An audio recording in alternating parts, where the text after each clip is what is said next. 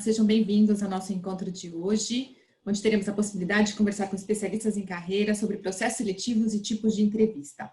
Meu nome é Mônica Ramos, estarei com vocês hoje promovendo um bate-papo de forma prática para quem está buscando autoconhecimento e desenvolvimento pessoal e profissional.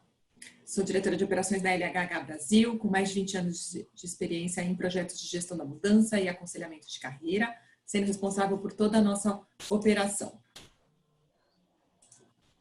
A LHH, para quem não conhece, é líder global em desenvolvimento de talentos e transição de carreira, que está há mais de 50 anos no mercado, com operações em mais de 60 países. Ajudamos as empresas a simplificarem a transformação de seus líderes e equipes, de forma a acelerar resultados e reduzir riscos. Fazemos isso ao ajudar as pessoas a navegarem pela mudança, tornarem-se melhores líderes, desenvolverem suas carreiras e fazerem a transição para novos trabalhos. Já atendemos mais de 20 mil executivos e 40 mil profissionais em processo de transição de carreira. Junto comigo, terei a participação de especialistas em transição de carreira que também trabalham na LHH. A Patrícia Paniquar, que iniciou sua carreira em recursos humanos, atua há 15 na LHH e está hoje como gerente de operações em transição de carreira, sendo responsável pela entrega de programas de transição, programas para quem está buscando aí novos olhares para o futuro. Já conduziu diversos projetos de gestão da mudança e assessorou mais de 700 pessoas em seus processos de mudança e transição. É administradora com especialização em gestão estratégica de recursos humanos e tem várias capacitações aí em instrumentos de desenvolvimento. Apresento também o Hugo Capobianco, formado em psicologia, com pós-graduação em administração de recursos humanos. O Hugo desenvolveu sua carreira na área de RH, assumindo posições de liderança, e desde 2012 vem atuando como especialista em transição de carreira, contribuindo fortemente para a transição de executivos de diversas áreas e segmentos de atuação. Hugo é responsável pela prática de transição de carreira com foco em pessoa física, liderando essa unidade dentro da LHH em âmbito nacional. Bem-vindos! Hoje, nosso encontro vai ter duração de 1 hora e a gente vai ter possibilidade de interagir e aprofundar os temas de entrevista, processo seletivo e como se preparar para obter muito sucesso quando a gente está dentro, está conversando com um possível empregador ou com um headhunter.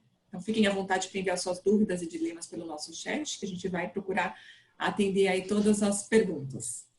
E nesse bate-papo, a gente vai procurar falar sobre tipos de entrevistas, etapas de um processo seletivo e quais são as perguntas críticas, além de falar também dos processos virtuais. Hugo, Paty, bom dia. Vou começar com o Hugo, trazendo aí para a gente um pouco sobre os tipos de entrevista. O que a gente pode esperar aí como tipos de entrevista? Bom dia, Mônica, bom dia, Patrícia, bom dia, Rafa, que está nos ajudando. E é um prazer estar com todos aqui. Bom dia a todos pelo tempo que vocês se dedicaram aí para a nossa live, para ouvir um pouquinho a gente, né? Então, muito obrigado mesmo, né? Eu acho que antes de falar, né, de tipos de entrevista, a gente vem falando de entrevistas há muitos anos que a gente ouve falando que como eu faço uma boa entrevista, como é que eu devo me posicionar, como é que eu devo falar de mim no mercado, né? Mas a gente tem tantos artigos, né? Se a gente for olhar, tem tanta coisa na internet, tem tanta coisa que a gente, é só dar um Google que a gente tem um monte de informações a respeito disso. Mas quando chega a hora de fazer uma entrevista, dá aquele medo, né? Dá aquele receio, né? Como é que eu tenho que falar, de que maneira que eu tenho que falar, que tipo de entrevista vão fazer comigo, com quem que eu vou falar, né? Então, a proposta aqui vai ser, ao longo do webinar, falar muito dessas questões todas, porque a hora que tem a entrevista, é o momento de você poder dar o teu show e o teu momento de fazer o teu gol, tá? Então, primeira coisa, antes de falar dos tipos de entrevista, eu queria compartilhar um pouquinho a questão... eu estou preparado para fazer uma entrevista, né? Eu sei falar da minha experiência, eu sei falar das minhas pretensões de carreira, de salário, eu sei falar o motivo da minha saída, eu sei falar um pouquinho de mim quando me perguntam, fale-me de você, né? Enfim, perguntas essas que ao longo do webinar a gente vai destrinchar melhor isso, mas a proposta aqui, primeira coisa, como é que eu me preparo para fazer uma entrevista, né? Então, primeira coisa é pensar sobre mim. O que eu posso falar, como é que eu posso me expressar, como é que eu posso agir nesse sentido, né?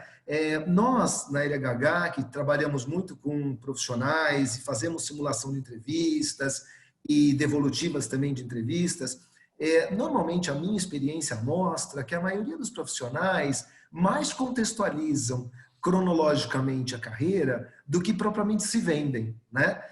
Então, ele vai lá, ele conta uma história e que eu comecei a trabalhar em tal período, que eu era tal, fazia tal coisa, eu tinha tal cargo. Então, ele vai contando uma historinha que, ok, não está errado. Mas a proposta é, como é que eu posso contar essa história e me vender? Né? Como é que eu me vendo? Né? Como é que eu posso falar dos resultados que eu dei nas empresas? Como é que eu posso falar dos grandes feitos? Então, hoje você tem algumas práticas que você pode fazer. Eu costumo utilizar muito 4 pilares, né? Estratégia, processo, resultado e pessoas. Então, ou seja, que estratégia eu tinha naquele momento, o que eu fiz para assumir aquela estratégia, quais são os resultados que eu dei e pessoas, equipes, subordinados a quem eu me reportava e etc. Outra técnica também que a gente utiliza muito na LHH é a do SOAR, né? Que é olhar a situação que eu posso descrever, os obstáculos que eu tive nesse sentido, o que eu fiz para essa situação e os resultados que eu dei, né? Que também é outra prática que também a gente utiliza. Então, quer dizer, se a gente pensar, eu preciso criar um modelo mental de como é que eu falo da minha experiência, tá? Então, a gente vai discorrer mais sobre isso no webinar, mas a primeira coisa, então, é saber sobre mim. Depois disso, é saber sobre a empresa, né? Às vezes, eu vou para uma entrevista e eu não sei para que empresa que é. Eu vou para um headhunter, né? Então, quando você sabe que tipo de empresa é, que tipo de segmento, aconselho a fazer realmente uma busca, né, de como é que está essa empresa, quais são os competidores dela, os concorrentes, como é que essa empresa está no mercado, quais são os projetos que ela tem feito, quer dizer, faça uma busca detalhada mesmo sobre essa empresa, né? Agora, óbvio, quando você sabe para onde você está indo fazer entrevista. Além disso, quando você vai fazer entrevista numa empresa e vai falar com uma pessoa, entenda um pouquinho também com quem que você vai falar, com que tipo de pessoa, né? É um headhunter, é um RH de uma empresa, é um talent acquisition, ou é um nível já de direção, é um gestor técnico que já vai te entrevistar, é um colegiado, são várias pessoas que vão te entrevistar, enfim, entenda esse cenário que você vai fazer a entrevista. Tá? E aí, sim, a gente tem vários tipos de entrevista, né? Nós temos uma entrevista que é a entrevista por triagem, que é aquela tal entrevista que quando te ligam ou marcam um horário, mas normalmente te ligam para sondar um pouco de dados, né? Que tipo de experiência você tem, se você está trabalhando, qual é a tua pretensão salarial, o que você está buscando hoje. Então, essa entrevista de triagem, ela mais mostra assim, algumas informações não detalhadas, tá? Mas que você também tem que se posicionar muito fortemente e muito sabiamente, porque é dali que você vai avançar no processo seletivo, né? Então, existe essa entrevista de triagem, existe a entrevista técnica, né? Que é aquela entrevista onde puramente técnica, né? Quando você vai fazer uma entrevista com uma pessoa que vai abordar extremamente assuntos técnicos, competências técnicas, vai ter alguma questão comportamental, óbvio, mas vai permear muito mais para o técnico nesse sentido, né? Então, fique bem atento para como é que eu tenho essas competências, que competências técnicas eu tenho, como é que eu exploro tudo isso, né? A outra entrevista que a gente tem, que é um outro tipo, é a entrevista por competência, que é a entrevista mais, diria que é mais usual, né? Depois também a gente vai falar de fases do processo, que você pode ter num processo seletivo vários tipos de entrevista nesse sentido, tá? Aqui eu estou mais elucidando de uma forma mais geral. Então a entrevista por competência, ela é muito mais focada em que resultados que você deu ou que tipo de comportamento você tem alinhado àquilo que você entregou lá no passado, né? Então, o que eu tenho de competência e como é que essa competência apareceu para mim? Então, por exemplo, eu tenho uma forte habilidade de negociação, né? Estou dando um exemplo. Em que mercados eu negociei? Com quem que eu negociei? Que tipo de resultados eu trouxe com essa negociação? Tá? Então, é trazer essa competência respaldada com os resultados que você deu nas empresas. O outro tipo é painel ou estudo de caso, tá? Que é muito comum também as empresas utilizarem essa prática no sentido de entender o teu ponto de vista perante uma situação que a empresa está vivendo hoje, ou que ela vai viver, ou uma realidade daquela empresa, daquela cultura. Tá? Então, é muito comum também você ser submetido a um estudo de caso nesse sentido. Tá? E a outra, a última, é de assessment, né? Que são aqueles testes que eram muito mais usados lá no passado, né? Muito, mas muito mais usado. Não significa que hoje não usam, usam sim, né? Mas mudaram também, muitas ferramentas hoje são mais novas. Mas também você vai ser avaliado por essa questão comportamental, né? Ou seja, que competências que eu tenho, que aí a empresa vai avaliar o conteúdo, o relatório e vai fazer o link com aquilo que ela está buscando e procurando. Isso tudo, então, que eu estou falando para vocês é mais os tipos de entrevista, né? E como é que eu estou me preparando para elas, né? Ao longo aqui do webinar, a gente vai poder ter mais dúvidas e mais insights sobre esses estilos, né? E a gente vai poder tirar aí as dúvidas mais frequentes, de perguntas mais frequentes com relação a isso. Ok? Legal, muito bom, Hugo. Paty, bom dia. Bom dia, pessoal. Conta para a gente um pouco, a gente está com mais processos seletivos virtuais, né? Enfim, então conta um pouco dessa dinâmica e até das etapas de um processo seletivo. Legal, muito bom. Acho que o Hugo fez aí uma excelente explanação, né, um pouco sobre os tipos de entrevista, até algumas etapas mesmo, né? Mas o que vem acontecendo agora é que essas etapas foram deslocadas para o mundo virtual, né? E aí, que diferenças que tem, né? Como é que a gente hoje... O que eu tenho que me preparar, de que forma, que cuidados que eu preciso ter ao levar aí esse processo para o ambiente virtual, né? Que já vinha acontecendo, viu, pessoal? Assim, não é algo que se iniciou agora, né? O que tem acontecido agora é que todas as etapas passaram aí para o campo virtual, né? Acho que tem um ponto de atenção importante aqui, que é entender, né, que cada vez mais essa tomada de decisão aí do processo, né, vai passar por um algoritmo, né? E como é que a gente hoje está pronto para ser buscado ou ser encontrado por esse algoritmo, né? Então, por exemplo, o Hugo trouxe a questão da triagem. Hoje a gente percebe que tem muitas etapas de triagem que estão sendo feitas já por um robô. Então, à medida que você coloca o seu currículo ali, preenche, né, o aceite para participar do processo, o algoritmo começa a funcionar e vai buscar ali através de palavras-chave, através de interesses, através de cargos que você ocupou, quanto você está adequado para passar para uma outra etapa, né? Por isso que a gente fala tanto aqui, né, da importância do network, né? O network muitas vezes faz com que você pule o algoritmo, né, e chegue lá numa outra etapa do processo, né? Mas se não for assim, você tem que estar atento para você poder ser pescado aí por esse algoritmo. E o algoritmo, gente, ele não vai buscar só aquilo que você registrou ali no cadastro que você fez. Ele faz buscas, né? Ele vai nas suas redes sociais, ele filtra imagens suas, né? Então, isso vai compondo essa triagem que ele vai fazer. E, claro, sempre fazendo mexe ali com a cultura da organização, com os pré-requisitos da posição, né? Então, essa triagem hoje ela já pode ser feita, né? Tanto por um algoritmo, quanto também por um robô, enfim, né? Onde você vai passar ali por uma mini entrevista para ele rapidamente entender quem você é e fazer essa triagem para você, né? Sabe esses atendimentos automáticos que a gente tem, que cai uma ligação, né, e tem ali um robô falando do outro lado? Tem triagens sendo feitas assim também. Então, a gente precisa estar atento para poder se apresentar e estar incluindo palavras que façam sentido ali para você permanecer ainda naquele processo, né? Outra etapa também que foi aí para o virtual, que são os assessments, né, que o Hugo estava trazendo, né? E que é isso, você pode ser submetido para um assessment de mapeamento de perfil, como o Talent, o DISC, MBTI, Enneagrama, né, que você recebe um link e você precisa responder aquele instrumento. A melhor forma de responder esses instrumentos é com honestidade, de fato, trazendo o que de fato você é, né, o que você prefere. Tá? Não dá para a gente tentar adivinhar o que o outro quer ouvir, né? Então, assim, deixa eu, de fato, registrar quem eu sou, né? Conhecimentos técnicos também podem ser testados aí através de assessment, né? Então, desde testes lógicos para determinados níveis, né? A compreensão de um idioma, cases, como o Hugo falou, né? Hoje em dia, a gente tem ferramentas, né? Assim, vou dar o exemplo aqui do Zoom, onde você consegue botar um grupo de pessoas naquele Zoom e dividi-las em sala, fazer grupos de trabalho, observar a liderança das pessoas, pedir uma apresentação de um case via Zoom, né? Tudo isso hoje é possível de você estar fazendo. Então, todas as etapas foram levadas aí para esse ambiente, né?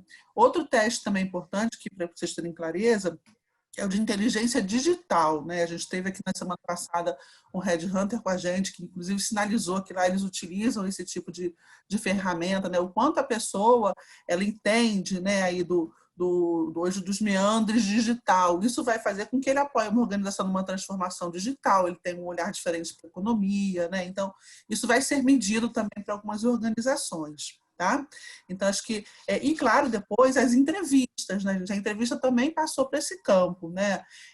Normalmente aí já é feita por um selecionador, né? Um headhunter, né? Um talent acquisition de uma organização, e ele vai passar ali pelo processo seletivo com você, para uma entrevista com você, que a gente já vai discutir aí as principais questões, tá? Acho que aqui é importante que cada empresa tem um formato de realizar essas entrevistas. Como a gente está no ambiente virtual, a gente vem percebendo que as entrevistas estão um pouco mais frias, um pouco mais objetivas, né? E tem muitos elementos aí que não estão no nosso controle. Então, é importante a gente ter cuidado. Por exemplo, né? Oscilação de sinal, conexão ruim. É super importante você ter um backup de internet, caso venha cair ali a sua ligação, né? Fica atento ao delay daquela conversa. Às vezes tem um delay grande aí, a conversa fica toda truncada, atropelada, o outro não consegue entender a sua mensagem, né? Tenha papel e caneta ao lado para você rapidamente fazer uma anotação. A entrevista virtual também vale colinha, né, gente? Então, bota ali, né? Assim, acho que essa é a facilidade da gente estar fazendo, é a vantagem de estar se fazendo entrevista virtual. Tem ali um roteirinho, né? Sua apresentação, principais realizações, né? O seu top 5 de conquistas, né? Para que você rapidamente bata o olho e possa identificar, né? Entre o celular e o computador, prefiro o computador, né? A chance é de você manter ali uma conexão estável, de você de fato conseguir ver uma tela maior e interagir de forma mais natural, é melhor, tá? Gente, a gente está mais sujeito também a passar por imprevistos aqui numa entrevista virtual, né? Então, vamos lidar com isso de uma forma mais natural possível. Se o filho apareceu, se o cachorro latiu, né? Entender que isso faz parte hoje. A gente também está aprendendo um pouco a lidar com esse ambiente. Está todo mundo muito mais flexível para isso também, tá? Fiquem atentos também assim, a como vai ser esse desenrolar de entrevistas, né? Como eu falei, tendem a ser entrevistas mais curtas. Tem algumas empresas, inclusive, que concentram. Você pegar lá a Amazon e Facebook, eles têm um processo seletivo que é bem característico, né? Depois que você passou pela triagem e está validado e fez acesso, eles marcam um dia com uma série de entrevistas para você, uma atrás da outra, com diferentes públicos ali interno para você conversar. Então, senão você vai ficar ali quase que o dia inteiro, fazendo 6, 7 entrevistas ali, né? Então, é muito importante ao entrar no processo ter clareza de quais serão essas etapas para que você possa se organizar e se sair bem em todas elas mesmo, tá bom? Alguns exemplos de ferramentas que são utilizadas por empresas hoje, gente. Vale a pena dar uma pesquisada depois, porque eles falam um pouco como é que funciona o algoritmos deles, qual é a forma que eles realizam aí os testes, né? Então, tem o Goop, tem o Knobi, tem o Connect, tem o Talentix, tem o Rankdown, né? Então, todos eles são ferramentas aí que você pode... você não vai conseguir exercitar lá, mas você tem ali um caminho, né? Então, às vezes, assim, a primeira etapa é um vídeo que a gente pede, a segunda etapa são perguntas que vão aparecer na tela e você vai ter que responder em 2, 3 segundos, né? Então, você consegue entender ali. Para quem hoje é assessorado pela gente, a gente tem lá no nosso portal um simulador de entrevista digital, né? Então, que é o centro de entrevistas, que é exatamente isso. A gente comprou essa ferramenta para ajudá-los aí a exercitar não só o repertório, mas a interação também com essa tecnologia, tá bom? Legal. O pessoal já está pedindo pelo chat, Paty, para depois passar o nome desses tá bom. Eu passo aqui para o Rafa que ele coloca. Isso. Tá bom. Já veio uma primeira pergunta aqui que eu queria colocar para o Hugo, que é do Thiago Prado. O Thiago pergunta assim, o que muda quando você é entrevistado por um C-Level? Muda algo aí na estratégia? Muda, é o Thiago, né? Thiago, muda porque assim, normalmente quando a gente faz entrevista por níveis, né? Quando é uma talent acquisition ou é um gerente, um diretor, um C-Level, um presidente, etc. Quanto maior a complexidade desse nível de quem está te entrevistando, maior é a complexidade de entrevista. Claro que também a prioridade ou você não vai desprestigiar as outras entrevistas que você teve com os outros níveis, tá? Mas é certo que a entrevista com o C-Level, ela muda. O foco, ele é muito mais estratégico. O foco, ele tem um direcionamento muito mais de entender qual a tua contribuição de fato. Então, a complexidade aumenta. Eu já vi entrevistas mesmo com o C-Level fazendo, abordando questões puramente comportamentais, para entender com quem que ele vai trabalhar, que tipo de pessoa. Então, aqueles tipos de entrevista, eles continuam, tá? Não é porque é feito por um C-Level ou você vai fazer com um C-Level que muda, tá? Tudo vai depender do quão a empresa está olhando a questão da vaga, da oportunidade que tem, que pode abordar assuntos mais técnicos, puramente técnicos, ou abordar extremamente comportamento para saber com quem que é a pessoa, com quem que vai trabalhar, etc., ou outras questões que podem surgir, tá? Mas assim, normalmente, quanto maior o nível, mais complexo é a entrevista e mais o poder de decisão, de você ser aprovado ou não nesse sentido, tá?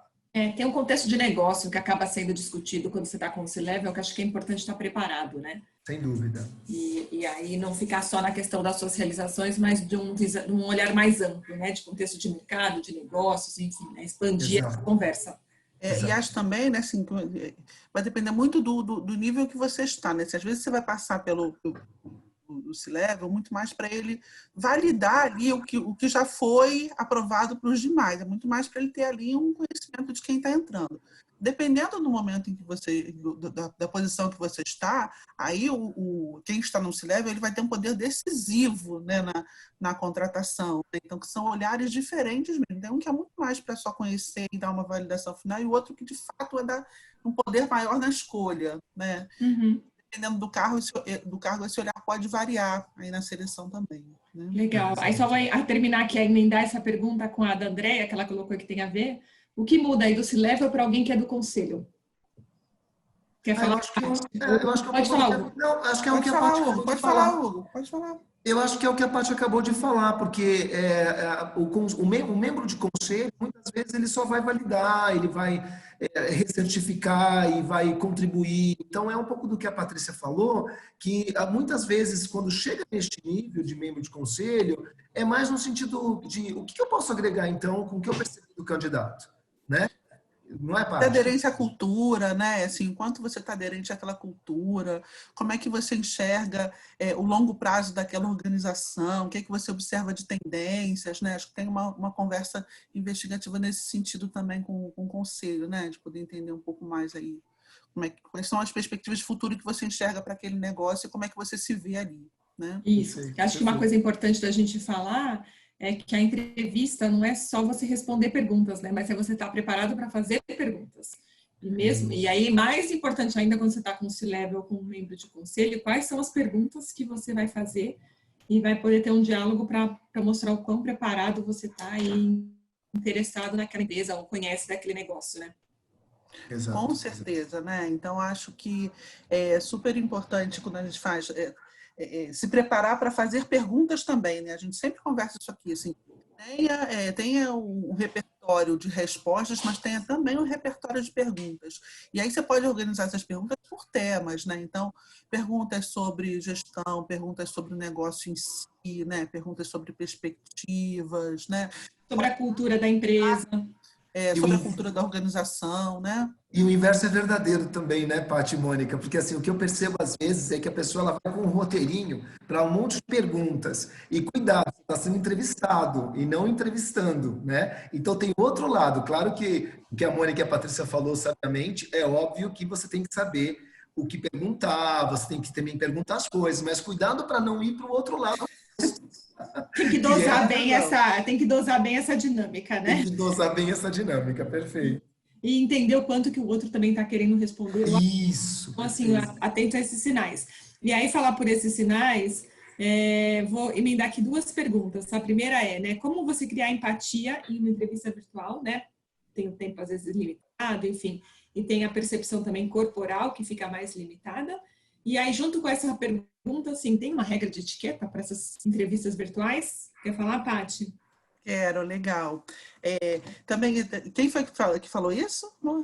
Foi a Cristiane que falou sobre como criar empatia e sobre a regra de etiqueta. Já vejo mas... Não, tudo bem. Então, vamos lá. Foi o Alcebiades que falou dentro da equipe. Olha, então, pessoal, acho que sim, né? Assim, acho que tem essa coisa da gente estar... É uma entrevista, tá bom? Então, tem coisas que não vão mudar. Então, a forma como eu vou me apresentar, né? Então, eu tenho que estar ali com uma roupa adequada para essa entrevista, né? Tem todo aquele protocolo inicial, né? Então, do quebra-gelo, etc. Tudo isso também vai acontecer de forma mais rápida, mas também vai estar presente na entrevista virtual. Normalmente, a gente faz com câmera aberta, né? O que pode acontecer em alguma situação que a pessoa que está entrevistando, ela não abre a câmera. E aí, paciência, né? A gente vai manter ali a câmera aberta, porque é importante que o outro te veja. É importante, você vai estar olhando nos olhos aqui, é olhar para a câmera, né, gente? Então tem essa coisa de estar olhando aqui para a câmera, para você estar mais focado ali na pessoa com quem você está conversando, né? É importante demonstrar, a pessoa vai ter menos espaço para fazer leituras corporais. Então é importante que você demonstre mais o seu entusiasmo, né? As suas indagações, enfim, precisa ficar claro para o outro todos esses gestuais que não estão tão expostos numa entrevista virtual, tá bom?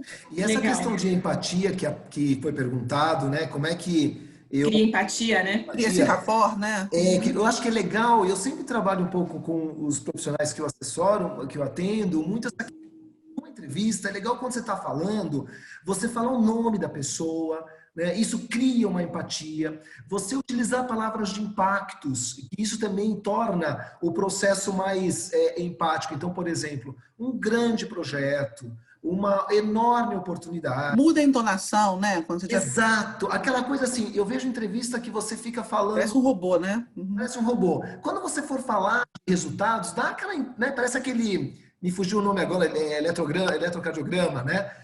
Faz essa força maior para que dê um impacto também para quem está te entrevistando, né? O André Freire, que a semana passada estava conosco, ele costuma dizer muito isso. As pessoas, Hugo, sentam para mim e ficam como se tivesse uma entrevista de sofá, falando da entrevista, falando do que fez. Eu quero saber por que a pessoa é boa, né? Eu quero saber o que resultado que ela deu. E esse processo todo tem que ser empático para contaminar, para energizar, né? Claro, dosando também isso tudo, porque senão você acaba sendo over, tá? Com certeza. É isso mesmo, tem que colocar energia, né? A entonação e ser atrativo, né? Então, é no automático, né? Eu gosto de falar isso, né? Às vezes você está num processo que está fazendo várias entrevistas sequenciais e aí você responde já no automático, você entra no automático e falando sobre você, sobre socializações, sobre o que você quer, e isso passa para o outro. Então tem que tomar cuidado com isso. Outra coisa também que eu acho que pode ajudar nessa questão da geração de empatia, né? Assim, dá uma olhada no perfil da pessoa. Alguém até perguntou aí no chat. E eu coloquei essa pergunta agora do Maximiliano. Então isso. Então vale a pena sim, porque isso vai criar aproximação, você já vai ter elementos dela, né? Assim, acho que traz para você também uma sensação que você já conhece um pouco melhor com quem você está conversando. E não tem problema nenhum ela saber que você entrou, senão que você quis se preparar, que você estava ali, que você foi entender que você vai conversar, tá bom? Vale a pena. Legal. Muito bom. Tem uma pergunta aqui do Tiago, né? Entrevista realizada por estrangeiros, né? Tende a ser diferente? Como se preparar, né? Como se preparar para uma entrevista ou em inglês ou em espanhol ou por alguém de fora, né? Tem diferença? Boa. Eu acho que assim, tem entrevistas, por exemplo, o que a gente percebe é que os americanos, normalmente, eles são totalmente straight to the point, né? Eles são muito focados e normalmente os latinos, a gente gosta de falar e de tomar aquele cafezinho. São mais afetivos, né? Ficar... O que também não está errado, são estilos diferentes e tudo bem, né? Mas precisa tomar cuidado. Essa pergunta é muito legal porque, assim, é um pouco do que a Patrícia falou, com quem que eu vou falar? E aí também com que tipo de nacionalidade, porque às vezes você vai fazer uma entrevista e vai entrar, sei lá, alguém de fora, né? E aí, como é que eu tenho que me posicionar, né? O importante nessa ocasião é não perder o ponto principal, né? Porque senão você vai ficar direcionando meio que o teu estilo para vários estilos, você vai ficar meio perdido, porque quantas nacionalidades nós temos e quantos estilos comportamentais nós temos por aí, né? Mas ter essa percepção aguçada é importante, porque o que vem de resposta do outro, se está interessado ou não no que você está falando, se é mais sério ou não, se deixa você falar e aí não faz nenhum tipo de expressão para ver se está certo ou errado, e etc. Então você tem que fazer essa leitura, seja no idioma X ou no idioma Y, ou nacionalidade brasileira ou de fora também, tá? Normalmente é isso que é importante saber. E os 5 primeiros minutos são fundamentais, né, para a gente entender um pouco do jeitão do outro, que ele, né, como que ele se comporta, e aí você dosar e se preparar para entrar no circuito da entrevista, né? O Leandro pergunta aqui para a gente, né? Hugo, Patrícia, bom dia. Uma dúvida: pode ocorrer de 2 ou mais empresas de hunting estarem tocando o processo de uma mesma posição? Ele está com essa dúvida porque ele está num processo, numa vaga de diretoria, que está bem avançado, aguardando a segunda fase, mas uma outra consultoria ligou e deu a impressão de ser o mesmo processo. Pode sim. Tem processos em que a empresa dá exclusividade para um headhunter, para uma consultoria, né? E tem processos que não, ela coloca no mercado e aí ela está buscando também internamente, mas pediu ajuda aí para 2, 3 consultorias distintas, né? Então, sim, pode acontecer. Nesse momento, é importante sinalizar que você está no processo, que você conversou com alguém, que me parece que tem características similares, né? Para que você não precise passar por 2 vezes para a mesma entrevista, tá? Mas pode acontecer sim. Legal. Uma pergunta que veio aqui também, assim, vem aquela pergunta que é, às vezes, sensível, né? Por que você está há tanto tempo no mercado? Como eu respondo isso? Hugo, Pois é, então, aí tem o lado, tem 2 interpretações aí que a gente pode ter, né? O fato de você estar muito tempo dentro de uma empresa não é ruim, absolutamente não é ruim. A questão aqui não é muito do tempo, mas o que você fez neste tempo? Como você contribuiu para o resultado da empresa? Como você contribuiu para o negócio? Que tipo de negócio você estava inserido? Porque muitas vezes esse negócio vai mudando, né? Quantas vezes eu ouço, puxa, eu tava 15 anos na empresa, 20 anos na empresa, mas a empresa foi mudando e foi se tornando cada hora uma coisa e eu fui adequando e fui fazendo. Essa questão é muito importante olhar. Claro, tem uma questão de tempo, tá? Mas sempre olhe o seguinte: o que eu estou fazendo na empresa? Eu estou me desenvolvendo? Eu estou me aperfeiçoando? Eu estou trazendo coisas importantes que o mercado busca? Então, sempre faça esse match da tua carreira dentro da empresa com a tua carreira fora. Isso é muito importante, porque senão você vai ver que em 5 anos ou em 10 anos se passaram e você foi fazendo só o beabá dessa história. legal. Aqui o Gilson pergunta aqui para a gente: na preparação para uma entrevista é importante fazer uma simulação? Se sim, que profissionais podem ajudar nisso, né? Legal.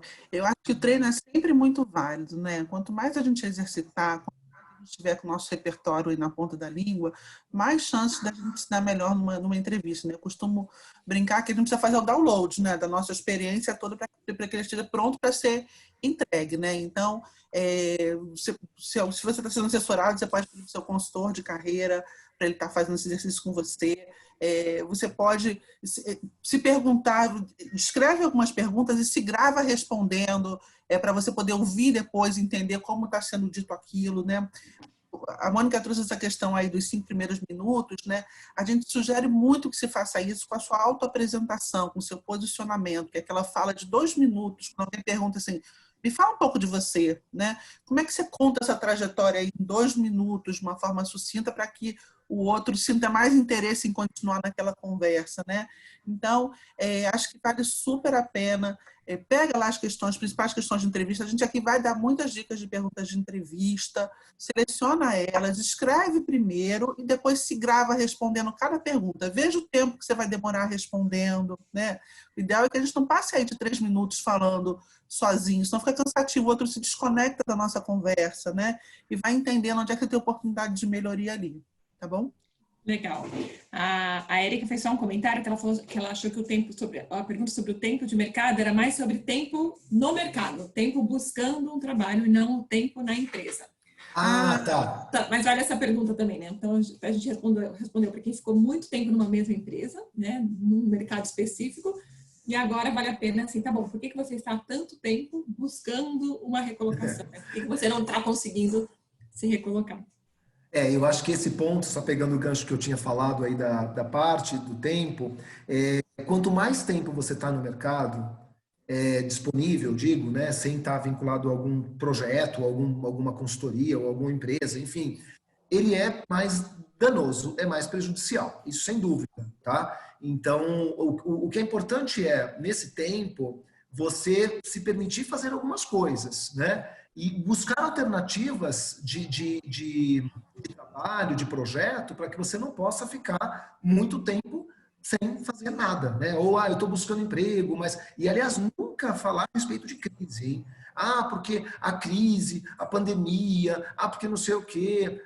Isso não é... Claro, a gente sabe que isso é um retrato, todo mundo vive um contexto complexo, mas não utilize isso como um poder de argumentação de dizer o porquê que você está tanto tempo no mercado. Não é legal, né? Então, quanto mais tempo você ficar disponível sem fazer nada, eu digo buscando recolocação, enfim, ele é mais prejudicial, sim. E é legal, né, assim, vai compartilhando um pouco do que você tem feito nesse período, assim. Vou dar um exemplo aqui de uma pessoa que eu assessorei, né, que ele tomou a decisão de que um ano ali ele iria fazer um sabático, né, ele não iria buscar aí uma oportunidade, né. E eu lembro que a gente conversando, a gente decidiu, ele iria colocar no LinkedIn dele que ele estava fazendo um sabático, ele botou lá, Sabbatical Learning, que ele chamou. E como ele fez diversos cursos nesse ano, ele ia atualizando no LinkedIn que curso que ele... Né? Então, foi um ano super rico, não só para ele, mas para quem pode acompanhar também, né? E conhecer um pouco aí do que ele estava descobrindo. Né? Então, acho que é sempre importante a gente ter uma história para a gente contar. Então, se eu fiquei parado um ano e meio, o que eu evoluí, o que eu fiz, por que eu precisei dessa pausa? Né? Acho que ter uma história para contar é sempre relevante. Ótimo, Legal. isso mesmo, perfeito. Falando sobre processos virtuais, o Carlos fez um comentário aqui para a gente que ele falou que ele reparou no nosso comportamento e a gente não fica olhando 100% para a câmera, né? Aí ele colocou, e aí eu também não vou conseguir ficar olhando 100% para o entrevistador, tá certo isso, né? Ai, Carlos, perdoe-me, eu também não sou muito de webinars, então eu vou fazendo da forma que eu entendo. Mas é verdade, a gente olha para a pessoa e não olha para... Então, desculpa, eu vou tentar melhorar nesse ponto. Não, mas eu acho que essa coisa de ser isso. natural também, né? Assim, então, hora que você vai estar olhando mais para a câmera, hora que você vai estar olhando para quem está falando ali, né? Quem está do outro lado também tem, porque essa coisa de só ficar olhando para a câmera pode parecer robotizado também, né? Então, porque você olhar só para a câmera, você não está prestando atenção na reação do outro. Então, isso é super fácil das pessoas entenderem e isso é normal dentro de quando você faz uma reunião por Zoom ou com qualquer ferramenta. Então, fica tranquilo. O importante é você estar minimamente olhando para frente, né? A gente sabe que você não vai estar olhando necessariamente só para a câmera, porque você também quer ver a reação do outro. Como que o outro está reagindo. Às vezes você vai querer fazer perguntas e você vai querer olhar numa anotação ou vai querer fazer alguma anotação. Então, seja natural também, porque acho que isso é importante, né? Mas o fato é, numa entrevista, olho no olho, né? Isso presencial, olho no olho sempre. Presencial, olho no olho.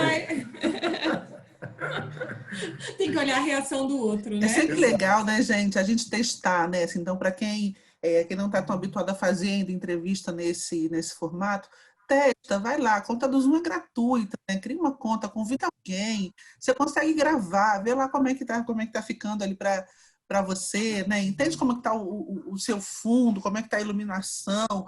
Todos esses cuidados que vão compor o cenário no qual você vai fazer a entrevista, é importante a gente dar uma testada antes, viu? E aí você vai poder ver como é que você está saindo, né? Se você está gostando ou não daquilo que você está refletindo, né?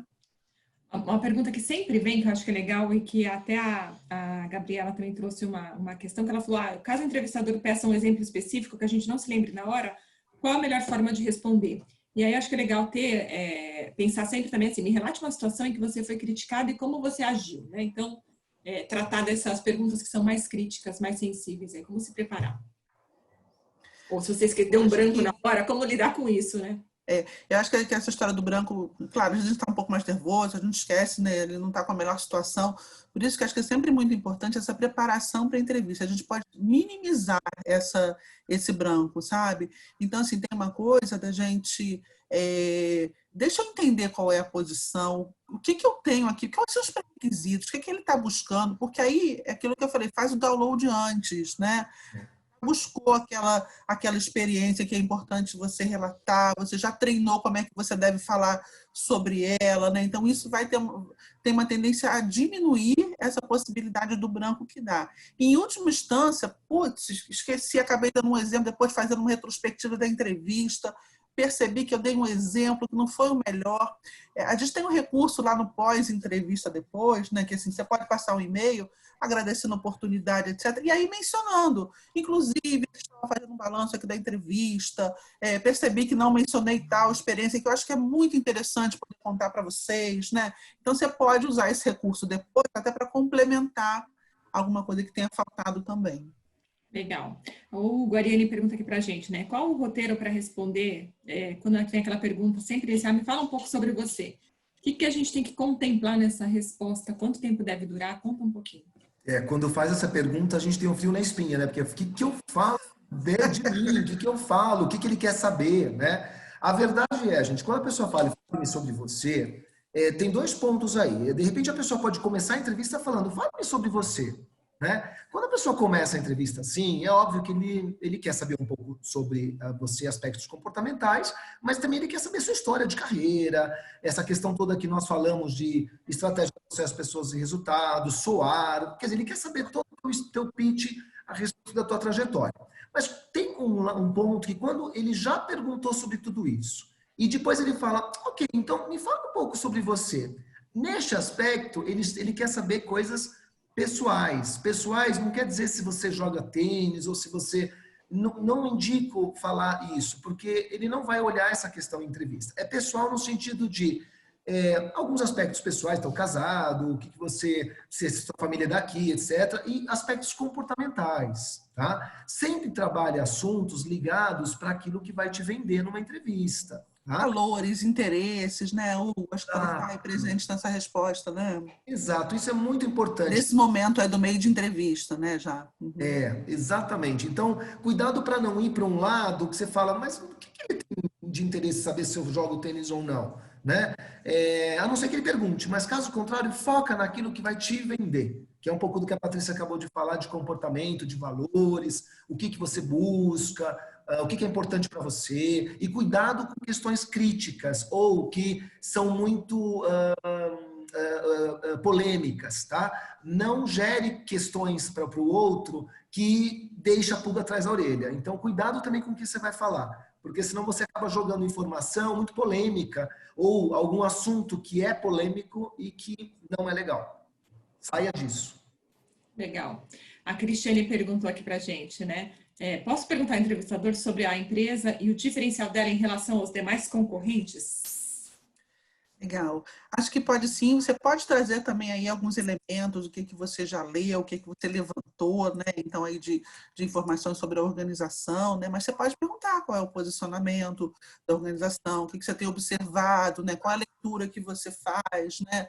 Sempre, gente, cuidado com essa resposta, sempre muito embasado, tá? Não dá para ser aquilo que eu ouvi falar e eu vou jogar na entrevista, porque aí pode transmitir aí uma falta de conhecimento da empresa que você está buscando, né? Mas puxa, eu li lá numa fonte super séria a respeito disso, saiu uma matéria, eu vi que o CEO falou tal coisa, como é que vocês veem esse aspecto, né? E aí sim você pode trazer alguns elementos e perguntar como é que eles têm se posicionado no negócio deles, né? Tá bom? Normalmente tem um ranking, você sabe onde ele está, se ele é o primeiro do ranking, o segundo, o terceiro, né? Levando esses elementos para a conversa. Eu acho que sempre legal, antes de fazer uma pergunta, é você trazer ali um pouco do que você viu, do que você leu já sobre aquele tema, né? Mostrar o quanto você já está informado e você se preparou para isso, né? Legal. Pergunta aqui para a gente, né? Se eu estou tendo um programa de transição de carreira, enfim, se eu estiver sendo assessorado por um outplacement, vale a pena comentar? Bom, eu acho que quando a gente está sendo, quando você está sendo assessorado por uma empresa, né? Eu acho que muitas vezes vale você falar, porque mostra o quanto você também está se preparando para este novo momento teu, né? De entrevista, de estratégia de mercado, porque o trabalho todo de assessoria, ele consiste em tudo isso, tá? Então vale. Agora, é óbvio que você não vai falar do nada, né? Porque muitas vezes pode não agregar, tá? Mas você utilizar isso de uma forma onde você possa mostrar que você está atento ao mercado, está buscando apoio para isso, com uma equipe especializada, com uma empresa de renome. Não tem problema, não. Não vejo problema, não. Não sei o que você acha, Paty. Não, também acho que sim. Não vejo problema nenhum. Legal. Ô, Paty, conta um pouco como que, na semana passada, o André trouxe um pouco isso, né? Que as pessoas têm pouca capacidade de vincular aí as competências com as realizações, enfim, como demonstrar os pontos fortes no processo numa entrevista. Conta, que dicas que você daria para a gente, né? De reforçar as competências atreladas às realizações, como dar um exemplo disso? Legal. Eu acho o seguinte, assim, eu acho que a gente participar de entrevista, eu costumo brincar que a conversa de mineiro, né? Tem que contar caso, né? Assim, tem que ter um monte de caso para contar, tem que ter uma experiência ali real, o que de fato você viveu, né? Não vale a gente ficar inferindo sobre um assunto, eu faria, não, como você fez, né? Qual a sua experiência nessa situação, né? Então, a pessoa está perguntando lá, ele tem lá uma competência que é como é que você lida, hoje atual, né? Com situações de crise, né? Então, olha, em tal organização, eu participei do comitê de crise, onde a gente viveu tal problema e trouxemos tais soluções, né? Para que a gente possa evidenciar uma competência, é muito importante a gente trazer uma evidência, né? Então, o quanto eu já vivi aquilo e eu sei entregar, eu tenho soluções para isso, não que você tenha todas, mas assim, como eu já vivenciei, meu repertório já é maior do que quem ainda não vivenciou tal situação, né? Então, pediu competência, exemplo, caso real aí para a gente poder compartilhar, tá? Legal. O André diz assim, eu estou há 7 meses aí buscando recolocação e fiz algumas entrevistas, mas por enquanto ainda não tive um final feliz, né? E aí ele falou, tenho notado que idade, superqualificação às vezes atrapalha. Vocês concordam com isso ou é só uma impressão? Não, eu acho que depende, porque assim, não dá para pré-julgar que quando você tem muitas qualidades, muitas competências, isso vai impressionar negativamente, né? Eu acho que tudo, o André, né? Acho que tudo vai, André, de acordo com o que onde você está buscando, que tipo de posições você está participando de processo seletivo, ou como é que está sendo a tua busca, porque isso pode ser frustrante ou, quer dizer, frustrante de qualquer maneira, você pode estar overqualified ou não ter o perfil, então precisa tomar um pouquinho de cuidado, tá? Mas eu acho que você indo buscar posições corretas alinhadas ao teu perfil, normalmente não dá esse tipo de percepção e esse sentimento, né? Claro que o mercado é amplo, tem um monte de vagas, tem um monte de possibilidades, assim, com vários tipos de perfis, eu digo, né? Então isso pode traduzir um pouco nesse teu sentimento, mas não vejo que é por aí, não. Até o André trouxe semana passada esse exemplo, né? De que as empresas É, estão olhando e buscando profissionais mais experientes para poder aí lidar com essa pandemia, com essa crise que a gente está enfrentando, né? Uhum. Você ia comentar alguma coisa, Paty? Não, você acabou falando mesmo. Legal. O Carlos perguntou aqui para a gente, né? Qual a melhor forma e melhor momento para perguntar e entender a dinâmica de trabalho da empresa? Por exemplo, escala de trabalho, salário, benefícios, frequência de viagem. Em que momento que eu introduzo esse tipo de pergunta? Nossa, né? Super delicado, assim. A gente costuma dizer que remuneração é uma pergunta que a gente deve aguardar ela chegar, né? A gente não deveria estar fazendo falar de benefícios. Primeiro, eu preciso me vender. Tem um momento certo da gente chegar. Quando eu percebi que ele já me comprou, como é que a gente percebe quando ele comprou a gente? Quando ele começa a falar muito da organização, ele deixa escapar, não, porque a gente aqui, não, porque nós vamos fazer, começa a te incluir em algumas coisas, te apresenta pessoas que ele vai encontrando, né? Tem um interesse maior de que você conheça ali aquela organização, né? Esses são sinais de que está fazendo sentido para ele ali a sua conversa, né? Então, gente, assim, antes da terceira entrevista, normalmente, a gente não toca nesse tema, as pessoas ainda estão te avaliando, tá? Provavelmente, em algum momento, ele vai chegar para você e vai trazer ali o pacote. Ele já checou a sua remuneração anteriormente, provavelmente o processo ela está adequada ao que você está participando, né? Eu sei que a gente morre de curiosidade, fica louco para saber aí qual é o pacote todo de remuneração, né? Mas é uma pergunta que a gente deve aguardar. Agora, já em relação a ambiente de trabalho, processos, o escopo do que você vai fazer... Viagem, né? Dá para perguntar. Isso dá para perguntar, isso deve ser perguntado, sim, o tempo inteiro, até para você poder fazer aí uma composição com o que você tem para entregar, né? Então, eu vou precisar disso. Puxa, olha, eu fiz isso em tal lugar, queria poder contar um pouco melhor, né? Então, aí você usa as perguntas nesse sentido. Legal. O Reinaldo trouxe aquela pergunta que sempre vem, né? Ele falou já que ele participou de alguns processos, vem sempre aquela pergunta, me fale do seu ponto fraco. E aí ele fala, e aí, o que responder? Porque fala sobre, eu sou perfeccionista, Não vai rolar. O que a gente responde, Hugo? Eu acho o seguinte, essa questão do ponto fraco, precisa tomar cuidado, porque você não vai querer se rebaixar também aí na entrevista para poder, né, abrir guarda aí do que você realmente não pode contribuir. Mas eu acho que tenta ter realmente uma competência que você precisa se desenvolver e trabalha isso com algo positivo. Então, por exemplo, estou dando um exemplo, sei lá, preciso me desenvolver em negociação, né? Então, pode falar, olha, eu acho que eu tenho um ponto a desenvolver, que é a negociação, eu acho que essa habilidade é importante, eu tenho feito isso para me desenvolver nessa competência, acho que é importante, mas eu acredito que eu tenho alguns caminhos aí para percorrer no desenvolvimento dela. Então, isso muda completamente o cenário. Tá? Do que você também se deixar muito lá para baixo, no sentido, não sou muito bom nisso, naquilo, né?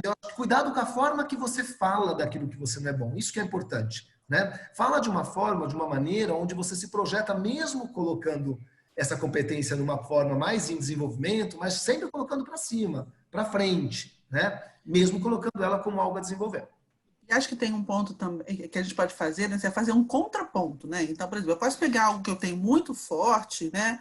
E aí trazer como é que isso também me gera algum tipo de vulnerabilidade. Por exemplo, puxa, eu sou uma pessoa extremamente estratégica, eu estou muito focada na visão do todo, né? Eu estou sempre olhando lá na frente. Então, eu percebo que em alguns momentos eu preciso cuidar mais da minha execução, do dia a dia, porque eu vou ter essa tendência de estar olhando. Então, eu estou trazendo um ponto que não é a minha fortaleza, mas estou fazendo um contraponto com aquilo que eu tenho de muito presente, né? E aí, acho que também para sair dessa resposta sempre traz assim, o que o entrevistador quer saber, assim, o quanto você tem consciência daquilo que você precisa melhorar, né? E como é que você lida com isso no seu dia a dia, né? Então, falou isso, conta como é que você lida, né? Então, olha, então eu tenho uma rotina aqui estabelecida, eu tenho reuniões de follow-ups, eu tenho tais ações aqui que me ajudam a minimizar essa minha tendência de ser mais estratégico, né? Enfim, então, Exato. também que acho legal da gente apresentar esse ponto, essa vulnerabilidade, né? Legal. E para até pensar nessa vulnerabilidade, você pode levantar ou assessments que você já fez no passado e que tem esses exemplos e que você pode contrapor, né? Ou pensar, bom, Feedbacks, né, amor? Quais os feedbacks que meus gestores já me deram e que são pontos que eu já tenho consciência, eu tenho melhorado, mas que são pontos de atenção. Acho que isso ajuda a ter mais clareza e aí não ir para a história do super perfeccionista, né? Enfim, são as tradicionais e que não colam. O Rubens perguntou aqui para a gente, né? Quanto tempo após uma entrevista a gente pode fazer follow-up com o recrutador? Olha, Rubens, eu sempre aconselho a fazer um follow-up não menos do que dias, tá? 10, 15 dias, tá? Fazer follow-up depois de uma semana é muito cedo. É claro, a não ser que a pessoa te deu alguma orientação de que o processo já está numa fase final em que uma semana, sei lá, estou dando exemplo aqui, que essa situação estaria resolvida, tá? Mas do contrário, quando você não tem nenhum menor sentido, menor informação, eu diria no mínimo 15 dias. A não ser também que o recrutador ou que a pessoa falasse, olha, não, em menos de um mês, quer dizer, quando você não tem a informação, eu colocaria uma base de uns 15 dias mais ou menos para poder fazer um approach e cuidado com o approach também, tá? Para não ficar cobrando uma resposta, tá? Uma saída é sempre tentar combinar, né, Hugo, assim, então, Isso. quais são os próximos passos, né? Enfim, acho que isso é E você pode propor isso, se não vier espontaneamente, acho que você pode propor, né? Perfeito. Perguntas finais aqui para a gente, tá? Não estamos nos minutos finais, mas é assim, quando vem a pergunta logo no começo do processo, né? Qual é a sua pretensão salarial? E aí, só para emendar a pretensão salarial aí no mesmo tema para a gente discutir, é quando você já sabe que a vaga tem um downgrade. Como lidar com isso? Mostrar que você está com interesse. Legal. Eu acho que em relação à remuneração, né, tem duas perguntas que podem aparecer de forma muito explícita, né? Uma que é, qual era a sua última remuneração? É o que é, gente. Aí não dá para a gente tentar burlar, porque a pessoa tem como depois averiguar, né? Então, acho que é o que é. Você vai falar do seu pacote, vai falar em que contexto você tinha aquela remuneração. Às vezes, é uma remuneração que foi composta aí por longos anos de trabalho, por uma série de incrementos, de comissões, etc. Então, pode estar um pouco fora mesmo do patamar, então é legal trazer esse contexto, né? E a outra pergunta é qual é a sua pretensão salarial? E a gente fala muito que a gente deve tentar fugir dessa pergunta no primeiro momento, no momento inicial. Por quê? Porque a gente está no escuro, a gente não sabe quais são os desafios, qual é a posição, quais são as perspectivas de crescimento daquela organização, qual é o cenário em que eles estão, se é mais desafiador ou menos desafiador, né? Então, essa é uma pergunta em que a gente tem algumas sugestões para ela, né? Uma que os selecionadores nem gostam muito, mas a gente fala, experimenta, testa, né? Assim, me conta você como é que vocês têm imaginado, né? Assim, eu não sei o que vocês estão buscando, me fala um pouco do como é que é a política de remuneração de vocês e ver se vem alguma coisa nesse sentido, né? Não vindo, você pode trazer assim, olha, eu vou te dar uma média, vou te dar uma faixa mais ou menos que eu estava. Então, você pode descer 10, 15%, né? E a faixa máxima, se é aquilo que você recebia ou um pouquinho mais, pode apresentar nesse patamar. E sempre deixando claro, gente, que essa é uma conversa que você gostaria de ter mais no final do processo, que você quer primeiro se fazer conhecer, contar suas habilidades, entender o que você é capaz de entregar, né? E que outro momento você pode trazer isso. E em relação a essa questão do downgrade, né? Assim, se você está escolhendo viver isso, você pode deixar claro, né? Eu vivi uma experiência com um assessorado, né? Em que assim, ele foi gestor durante muitos anos, né? E ele se aposentou, ele não queria sair do mundo corporativo, mas ele falou assim, eu não quero mais ser gestor.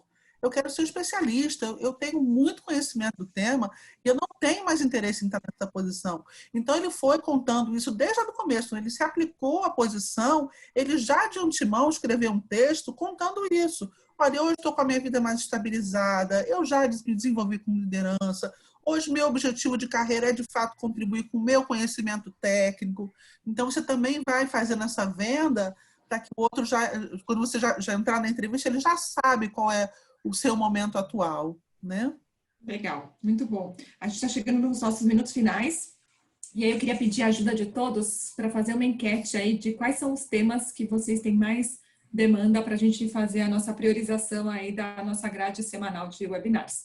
Então, rapidamente o Rafa vai soltar aí para vocês as perguntas. Rafa, pode lançar aí a enquete de quais são os temas que vocês gostariam de ver nos nossos próximos encontros. A gente tem lá com opções: encontro com Headhunter, convidado de algum setor específico, o mercado de trabalho para profissionais maduros e elaboração de plano de ação para mercado-alvo. Vou dar alguns segundos aí para vocês responderem, que assim vocês contribuem e ajudam aí a gente definir a nossa pauta e a priorizar aí os nossos convidados e os nossos temas. Vi que o Rogério colocou aqui no chat. Rogério, se você puder colocar a tua resposta aqui na pesquisa que a gente está rodando, que aí a gente consegue priorizar. Bom, mais 15 segundos. Quase todo mundo respondendo. Vamos lá, 10 segundos para finalizar.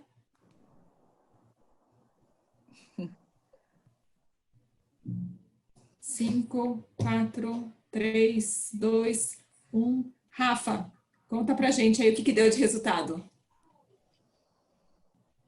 Olha, eu vou até entrar numa participação especial hoje aqui, tá? Isso aí, bem-vindo. Saída do backstage para trazer a gente, fazendo essa enquete aí para pensar nos próximos temas, para envolver vocês nesse processo também, né? Então, dentro das 4 que surgiu aí, ficou meio concorrido, eu vou compartilhar o resultado com vocês agora. Então, legal.